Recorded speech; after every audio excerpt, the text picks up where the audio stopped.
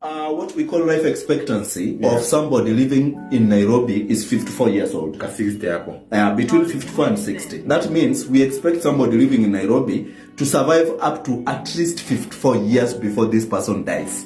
Yes. Okay? Now, unaoa ukiwa 40. Wewe akili yako inafanya kazi kweli? By the time uko 54, mtoto ako 14 years old. Hii miaka yote unafanya nini? Ulikuwa unajenga Future gani? Na ukufe uache huyo mtoto hata hajamaliza hata secondary, kazi, biashara, hizo ndio future. Wachana hata na kujenga future. Kama hakuna mtu wa kuoa saa hiyo, unataka aoe nini? Hawezi kujiangalia from nowhere and ambiwa ameoa and it is not working. Yes. Come on, take your time. Yes. Yani, Why are you rushing? Diana, listen, Where are we going? It's not a competition. Listen, Diana.